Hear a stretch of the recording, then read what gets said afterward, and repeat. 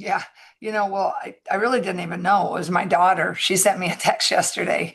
She's like, hey, mama, sent a little thing. So it is, I think it's nice. I don't get so hung up on those. It's kind of where you want to be at the end. It's a funny thing, you try to block out all this noise for your team, right? And then you're stacking the days is what I've really talked to him about. And then you hit another plateau, and then there's another level of excitement or chatter or expectations is I think just keeping it what it is. It was a nice moment. It's a nice day. It's a lot of good respect. But I think we clearly know, uh, we're in the middle of a big conference season with great teams, and every day's a battle. So we took a moment to celebrate, where we are at the moment, but spent a lot more moments on where we want to go. But me personally, yeah, I'm very, grateful. And I just credit this amazing university, the fan base, the support we get, the young women on the team that, you see in my background right there, Lucy Olson, she chose to, keep her commitment last year, kept us going. The kids that, have committed to us, and it's a special place. And I'm just the lucky coach that gets to sit here. So yeah, it was a moment, but just a moment. Mostly it's all about everything we want to have happen in the next couple, 3 months. Kyle. Yeah, Jen, wanted to ask about Taylor McCabe. I mean, she's kind of going through a rough shooting stretch here over the last 4, 5, 6 games. Something that she probably hasn't dealt with maybe since high school or early high school. Just what have you seen out of her as she's handled this? I know she was back out on the court after the game the other night to get some extra shots. So just what have you seen from her in terms of handling it, and what advice have you kind of given her as she goes through this cold stretch? Yeah, she just hasn't had too many cold stretches, right? And she's a highly intelligent kid. She's an engineer, and there's always a formula, and there's X plus Y, and we're going to get to Z. And I've just tried to get her to drop her shoulders. I think sometimes you got to just shoot your way through it and get those extra shots up. Sometimes I think you have to Netflix your way through it, right? You just got to take a break from the gym, go get your mind off of it. She's a sensational shooter. And it just is, to me, I try to tell her I'm not the least bit worried about it. And I told her, I don't think you should be either. So we're just, trying not, I mean, I tell her, and I just don't give it a lot of credence. I just think she puts in so much time, like all of these women on our team. There's nothing I'm concerned about. The only thing that can stop us, I've always said, the best defenders that we'll ever face are the ones inside our own minds. And I think Taylor's just defending. She's got a pretty good defender in her head right now. So we're just trying to relax her up. I'm trying to get her a little good looks in practice, and hopefully, she had some good looks against Michigan State where she was pretty open. So just trying to reiterate that, but just trying to get her to drop her shoulders is the main thing. She's just such a great kid, and she's great shooters. Great shooters don't stay down that long. I told her, you're a smart kid. The percentages are in your favor now. Chad. Do you think that kind of what you're seeing now with Addie Deal is similar to what you saw with Ava Hayden in the Big Ten tournament last year, or is that a Yeah, fair parallel? I do think that. I feel like she's just getting more comfortable, and I think I've talked to her a lot about just the reads.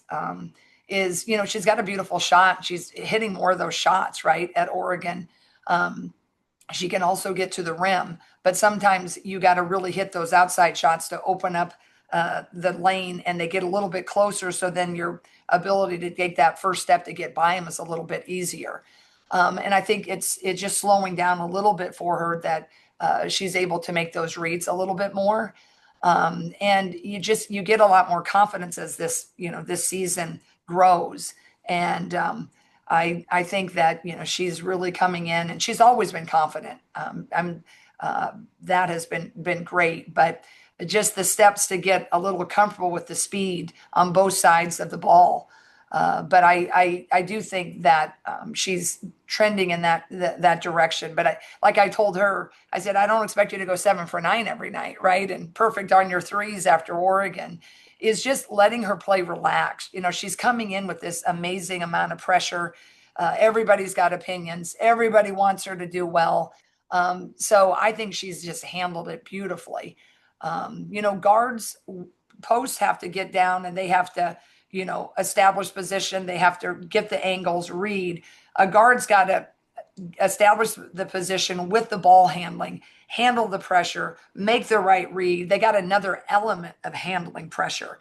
So guards, when they're progressing through their growth, is they're facing some intense pressure where everything that used to be easy, now all of a sudden you have someone that's really up in you, and it's another level you have to process.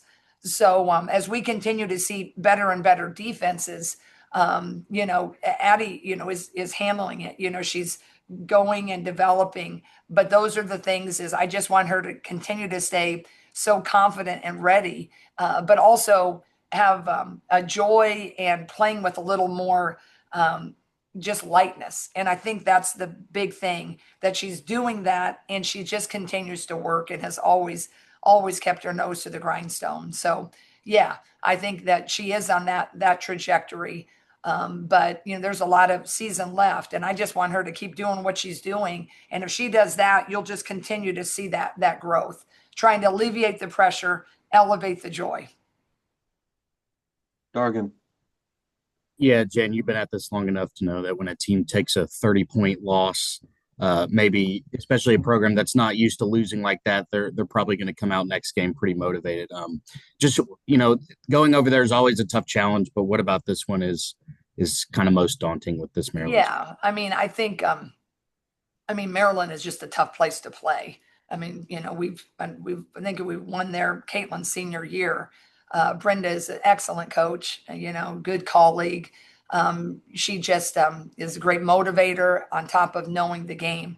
And she doesn't, like all of us, doesn't like to lose. And she certainly never loses in that fashion. But I think she's also smart enough to know that UCLA's got something special. When UCLA is hitting on all cylinders like they are, and they're shooting, and you have that size, they are definitely one of the top teams in the country. So, Brenda's got an injury, right? And she's, not playing with the full deck that she wishes she would have had to counter the great, great teams. But with that being said, I'm sure they've critiqued it and, frustrated about this. So it doesn't matter, even though all of that, you're going to be extra motivated and you want to feel real good about things real quick. So that is definitely going to add another level of challenge to our cause, right? Interesting, we went over to Indiana when they were kind of playing in that, initial, like they were coming off of a really tight game, and we had to weather that pressure of you just don't want to be there first to get back on it. Now we're going into a situation of a top-ranked team that's salty and is upset. And so their pressure, which is going to be great no matter what, is going to be ratcheted at the beginning of that game, even another level. So we're going to have to really handle all of that here, but certainly physically. I shared that with you guys, I think, is the Michigan State defensive pressure. They ended up not full courting as much as they have, but to date, they were going to be the most aggressive physical team that we'd faced since UConn. Now we're going to go face one of the most aggressive 3 out of the 4 positions, since Michigan State, UConn-esque. But they're gonna press us all the time. They press on makes and misses and dead balls and free throws.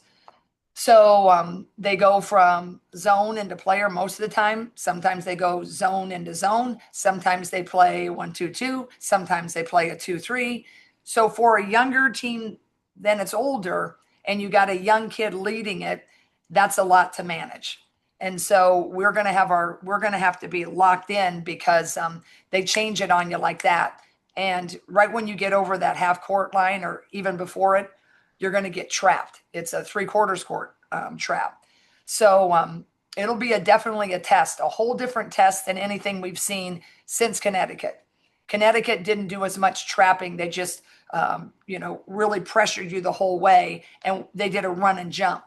So we're going to have to be on it. Kyle. Jan, this is a Maryland team that has had a few cracks, I guess you could say, in Big Ten play. They're 5-3 right now. But from an offensive standpoint, what kind of stands out about them? What do you like when you look at their offense and say, hey, they do that pretty well? And maybe what are some things that you feel like you guys can take advantage of? Yeah, well, they have a number 7. She is extremely fast. She's the leading scorer, and from point A to point B, her explosiveness is very impressive. They're tricky because she doesn't bring it all the time. Contrast to Michigan State, 35, Blair. She always got it. She always was trying to go rim to rim, coast to coast. So you could kind of get your game plan set. If you could, you'd try to slow them down with a gap defense. With Maryland, she brings it sometimes, and she's extremely explosive. One of the fastest kids in the big.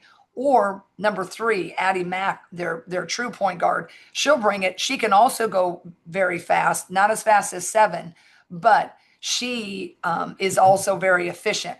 She'll not as quickly, but if she sees the seam, she can go and she'll set someone up.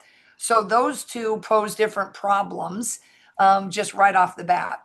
And Brenda always likes to score fast. She has an extremely great transition game, and she always has a secondary transition. And those two lead it. So we're going to have to figure out, just trying to, you're not going to stop it, but if we can slow it a little bit. And then they've really, that Garzon, it used to be at Indiana, number 12. We just can't let her get really in that hot zone. You really got to try to minimize her touches and certainly have a hand up. And one of my favorite players is Poffenberger, number 6. Just a versatile forward, hits the 3, can put it on the floor. So they're still a really nice team. They just create, they have a offense, but they also are really pretty one-on-one players, 7, 3, and 6. So we gotta maintain some one-on-one, just break down plays, and we gotta handle the motion that they run and just the explosiveness. Chad. Hey, Jan, what have you seen under your leadership that has turned this into a little bit more of a defensive-minded program, I guess? What are kind of some of the key focal points that you've kind of instituted that allow you to, score 4 points in the last 6 minutes the other day and not even lose your lead? Yeah. The margin Yeah, stayed.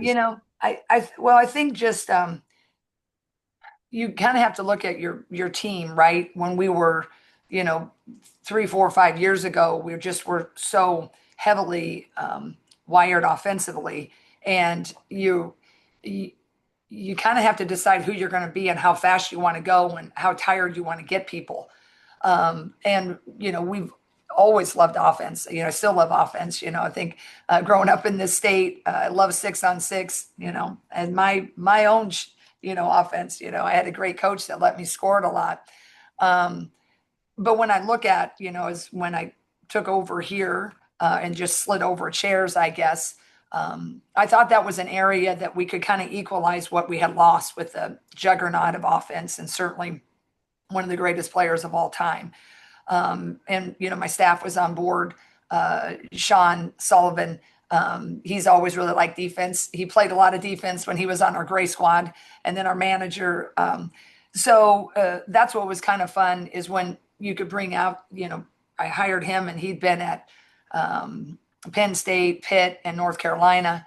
I picked up a few things over the years, Abby, myself, Randy came in, but we just thought, okay, with our length of Lucy Olson, Kylie is a great defender. Hannah is exceptional.